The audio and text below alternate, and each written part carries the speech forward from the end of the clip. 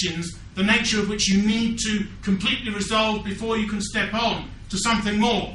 All of our great thinkers are shooting arrows into the future, and Carlyle is one of them. 30 books, not including the reminiscence of his wife, Jane Carlyle, not including paraphernalia and the biography he never wanted to have written, not including the notes, apocrypha and letters. The enormous and Herculean energy to produce that in the teeth of much cultural opposition at the time. Don't forget, he was denouncing what liberal Victorian values were. Industrialisation, ugliness, contempt for the environment, contempt for what he perceived to be the spiritual dimension of man. He's not concerned with suffering, because suffering can ennoble. But it's the meaning that's attributed to it, and the feeling that in industrialisation, the suffering of the masses have been rendered somehow meaningless. It's the sort of aesthetic squalor, with its attendant moral bankruptcy, which appalled him. He is a moralist. But the interesting thing about the great thinkers in our tradition is he's not a moraliser. He's not wagging his finger. He's excoriating. He's a sort of man on a mountain who is telling you what he thinks. At the end of Zarathustra, Nietzsche says, the Persian sage of old comes down from the mountain and walks in the valleys prior to going up into the mountains again. Why does he choose Zarathustra? Because he's a dualist. And because Nietzsche wants to overcome dualism. So he uses one of its oldest Aryan spokesmen to overcome that particular rigidity in thought. Zarathustra has two pets, a snake and an eagle. And the eagle is courage, and the snake, sometimes a synonym for sexuality in most cultures, stands for knowledge. Knowledge and courage.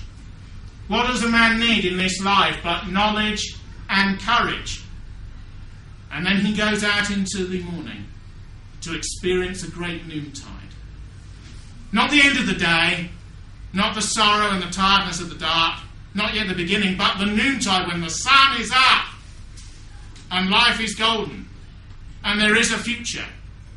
And many of our great thinkers contribute step by step to the nature of that future. All of Carlyle's texts now exist on the internet, in other forms.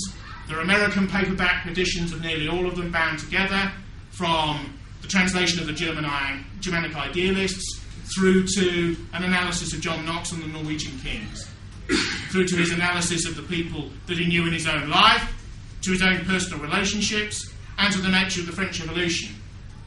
An extraordinary text. When I did A-level history, you were taught Saboul, who's a Trotskyist, and you were taught Lefebvre, who's a Marxist, and you were taught Jaurès, who's a 19th century socialist.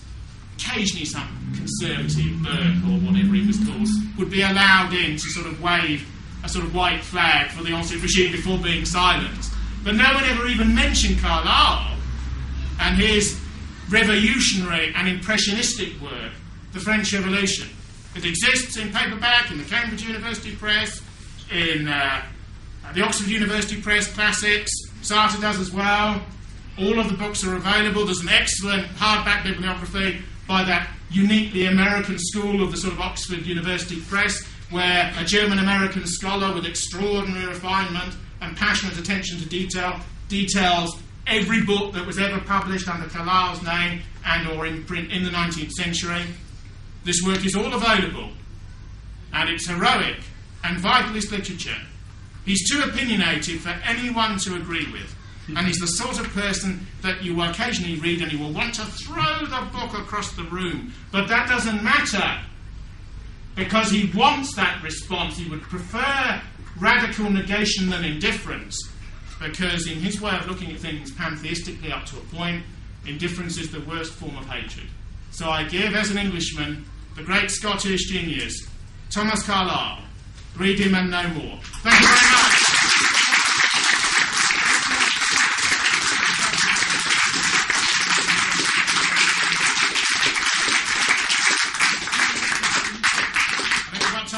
Questions at the front here? This isn't a question about the main thrust of the talk. It's about, you mentioned his unusual diction, his unusual use of language. Yes. I'm going to go back and read him. I've read him a little bit before, but I didn't understand it before.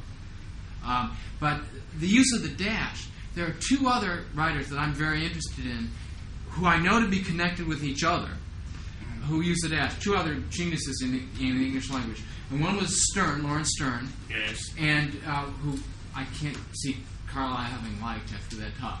And one is Wyndham Lewis, Yes, who I think probably did like Carlyle. At lunchtime, yes. Although I don't remember, he probably says something about Carlyle at some point.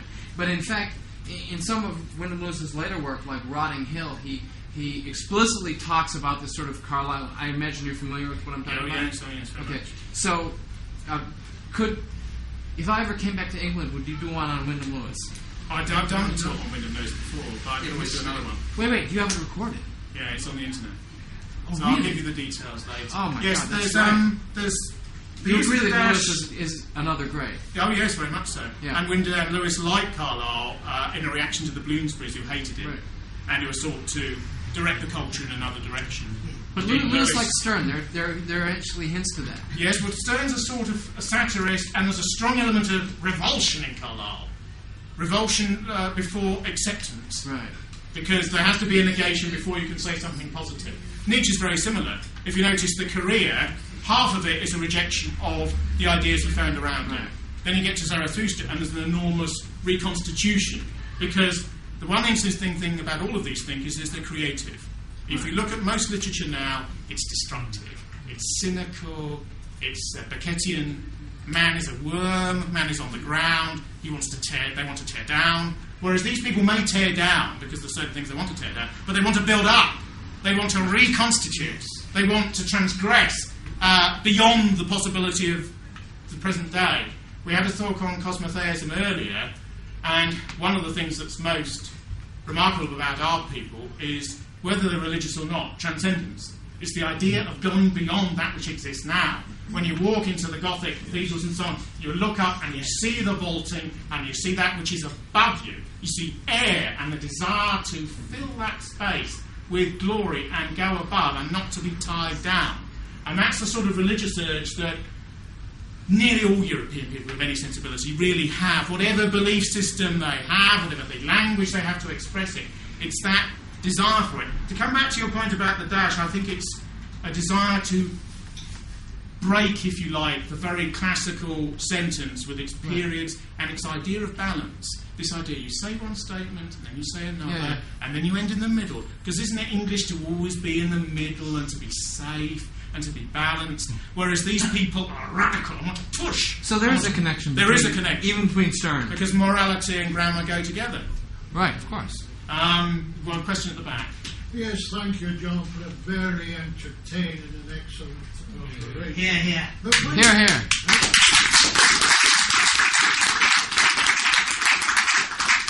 Keep me awake because I hear every word you say. But what I want to say, John, is this. But when you come to a sense of English word, you can always use the French. Yes. Yeah. Yes. Yeah, the word you didn't want to say, I just can't figure what it could be. I mean, this is a problem what that's... I say, because it's instantaneous. It's a problem I can't figure. The forbidden title, I think. Yes, yes. It's so a you word- create a bigger problem for yourself by saying that word, perhaps? in a political meeting, yes. It's a word that rap artists, in quotation marks, use all the time. Begins with N and ends with R. And the irony is that laws have been passed to put people in prison who use that word in this country. Wait, does it apply to American tourists? You're covered by the First Amendment. Here? Are we not allowed to meet today the nigger of the Narcissus? Oh, I know, but I noticed... Well, let's put it this way. There's a film which, of course, celebrates the Allies of the Second World War, and it's called The Dam Busters. That's right. Yeah. And one of the officers has a dog, Yeah. which is of a certain colour. Labrador. And the BBC, in their wisdom, in the state broadcaster in Britain, in the last couple of years, you can syncopate the signal. So he doesn't call his dog what he calls it. He says, here he is. And the dog comes along with a ball, and he says, it's... with a ball. Because they don't even believe people can hear the word when everyone knows what the word is. And there's hundreds of rap bands on the internet who are chuckling out the word